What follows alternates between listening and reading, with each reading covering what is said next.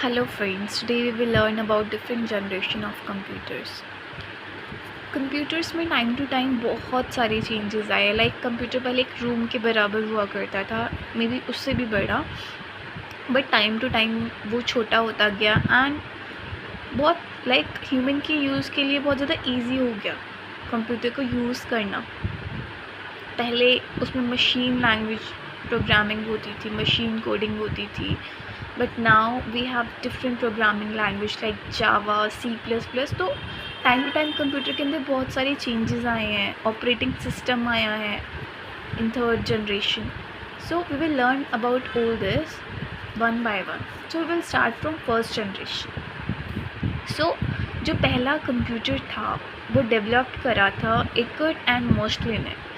Okay, and कब develop करा था? इन 1946. कहाँ पे? USA means America, United States of America. Name ENIAC. उस पहले कंप्यूटर का क्या नाम था? आइनेक. और इस कंप्यूटर का कोर एलिमेंट हुआ करता था vacuum tube was the core element. और जो इसका टाइम पीरियड था कब से कब तक था?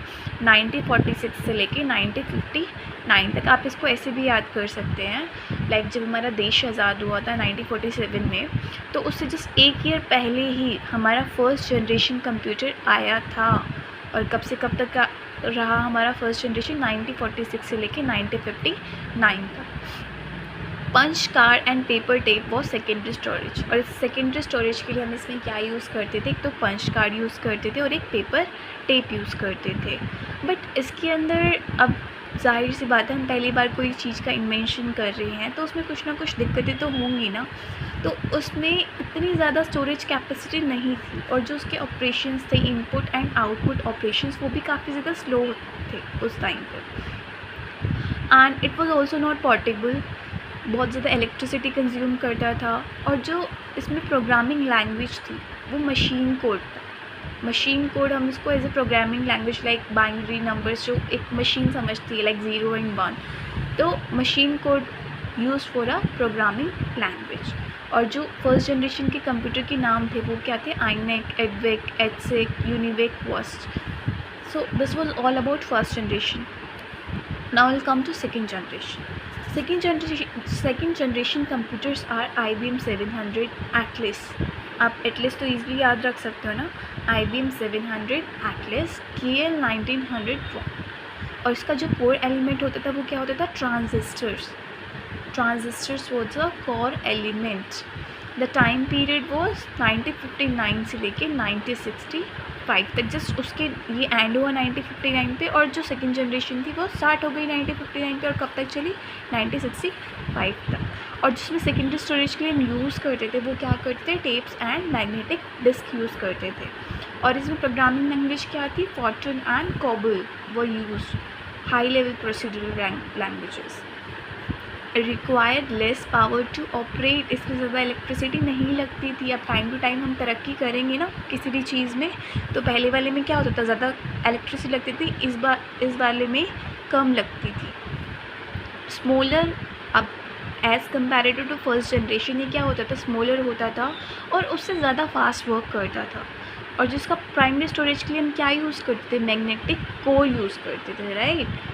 Now come to third generation. The third generation computers are IBM 360, NCR 395, TDC 316. Okay, इसमें से आप ये तो इजीली याद कर सकते हैं IBM 360, क्योंकि हमने सेकेंड जनरेशन में क्या याद करा था? IBM 700 है ना. और थर्ड जनरेशन मतलब 3 से स्टार्ट हो रहा है, 360. We can learn like this.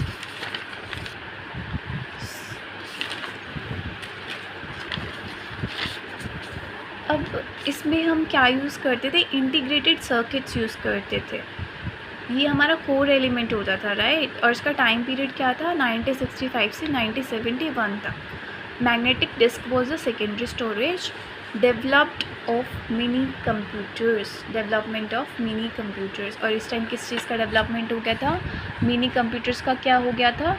Development हो गया था. और ऑपरेटिंग सिस्टम भी डेवलप्ड हो गया था इस टाइम पे. ओके, और ये भी क्या थे? Smaller than second generation. Second generation से क्या थे? ये और ज़्यादा छोटे थे. और इसमें प्रोग्रामिंग लैंग्वेज क्या यूज़ करते थे? Like FORTRAN, second to fourth, COBOL, Pascal, ALGOL, etcetera. Now come to fourth generation of computers. Fourth generation computers are DEC 10 star 1000. It's easy to remember, you can learn it very easily. और इसमें जो core element होता था वो large scale integrated circuits, right, LSIC, this is a short form, वो is the core element, और इसको हम यूँ भी कह सकते हैं very large scale integrated circuits. और जो उसका टाइम पीरियड था वो था 1971 से लेके 1985 तक। और इसमें हम प्राइमरी स्टोरेज के लिए क्या यूज़ करते थे, सेमी कंडक्टर। अच्छा, अब आप कहोगे इसको याद कैसे करें, देखो P से प्राइमरी, ओके, प्राइमरी स्टोरेज, और S से क्या होता है, सेकेंडरी, मतलब सेकेंडरी स्टोरेज है नहीं, we are talking about primary. तो दोनों semiconductor were use for primary storage. ये S से स्टार्ट हो रहा है और ये P से, मतलब S के साथ नहीं जाएगा, you can learn like this. Development of micro computers, और इस टाइम किसका डेवलपमेंट हो गया था, माइक्रो कंप्यूटर्स का और PC का। In this generation micro processor use, और हम इस जनरेशन में क्या यूज़ करते थे, माइक्रो प्रोसेसर। और इसमें जो प्रोग्रामिंग लैंग्वेजेस डेवलप हो चुकी थी उस टाइम तक, C++, DBMS, इस जनरेशन में यूज़ करते थे। अब इसमें एक और चीज़ हो गई थी, applications were easy to use, like application, मतलब लोग इतनी ईजी बनाने लग गए थे कि कोई भी उसको ईजिली यूज़ कर सकता। Now come to fifth generation of computers. Fifth generation computers are desktop, laptop, palm top charging use करते हैं। Ultra large scale integration means ULSI short form। इसमें क्या होता था, ultra large scale integration core element होता था, और ये 1985 से लेके अब तक या आगे टाइम अकॉर्डिंग जो भी चेंजेस आएंगे।